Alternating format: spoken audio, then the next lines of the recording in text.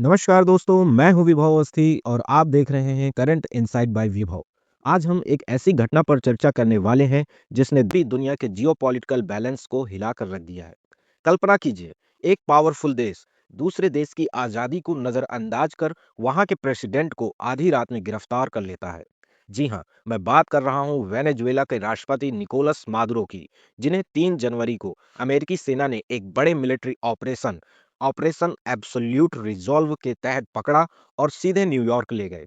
आज की क्लास में हम न्यूज़ से आगे बढ़कर इस घटना के पीछे के असली कारण और भारत पर इसके इम्पैक्ट को समझेंगे। चलिए गहराई से एनालिसिस शुरू करते हैं। अमेरिका ने ये कार्रवाई क्यों की?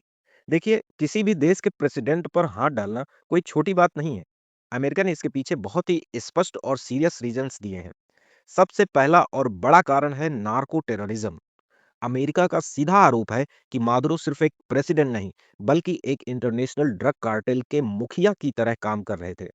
दावा यह है कि उन्होंने कोलंबिया के विद्रोहियों के साथ मिलकर टनों कोकीन अमेरिका की सड़कों पर पहुंचाई ताकि अमेरिका की सिक्योरिटी को कमजोर किया जा सके।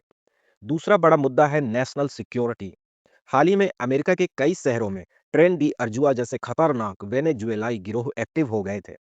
अमेरिका का कहना है कि इन क्रिमिनल्स को मादुरो सरकार का प्रोटेक्शन मिला हुआ था। और तीसरा कारण जिसे हम इग्नोर नहीं कर सकते, वह है ब्लैक गोल्ड। जी हाँ साथियों, ब्लैक गोल्ड यानी ऑयल। वेनेजुएला के पास दुनिया का सबसे बड़ा क्रूड ऑयल रिजर्व है।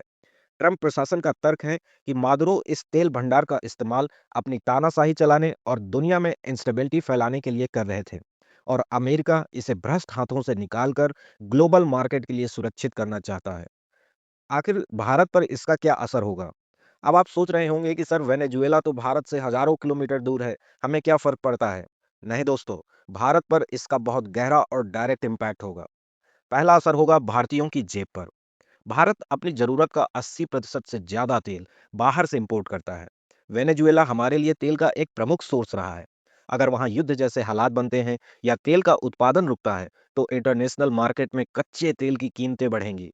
इसका सीधा मतलब है आपके शहर में पेट्रोल और डीजल के दाम बढ़ेंगे। और जब डीजल महंगा होता है, तो हर जरूरी सामान की ट्रांसपोर्टेशन महंगी हो जाती है, जिससे इन्फ्लेशन यानी महंगाई बढ़ती है। दूसरा असर है इंडिया इन्वेस्टमेंट पर। ओएनजीसी जैसी हमारी बड़ी कंपनियों ने वेनेजुएला के तेल क्षेत्रों में करोड़ों डॉलर इन्वेस्ट किए हैं। अब जब वेनेजुएला की सत्ता में उथल-पुथल मची है, उससे भारत का यह पैसा और निवेश खतरे में पड़ सकता है। तीसरा है भारत के सामने डिप्लोमेटिक चैलेंज। भारत के लिए यह बहुत मुश्किल घड़ी है। एक तरफ हमारा पुराना दोस्त रूस है, जो अमेरिका की इस कार्रवाई को गलत बता रहा है, और दूसरी तरफ अमेरिका है, जिससे हमारे ट्रेड और स्ट्रेटेजिक रिश्ते बहुत मजबूत हैं। भारत को यहाँ बहुत ही संभल कर अपनी फॉरेन पॉलिसी तय करनी होगी। तो दोस्तों, आज के इस एनालिसिस से हमें यह समझ आता है कि इंटरनेशनल पॉलिटिक्स में कुछ भी अचानक नहीं होता। इसके पीछे बहुत गहरे इकोनॉमिक और स्ट्रेटेजिक इंटरेस्ट होते हैं। मादुरो की गिरफ्तारी सिर्फ एक व्यक्ति की गिरफ्तारी नहीं है, बल्कि यह संसाधनों और ताकत की एक बड़ी जंग है। आप इस घटना के बारे में क्या सोचते हैं? क्या अमेरिका का ये स्टेप दुनिया के लिए सही है? अपनी राय कमेंट में ज़रूर लिखें।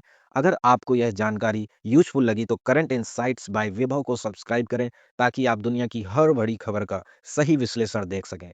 पढ़ते रहिए, जागरूक रहिए। जय हिंद।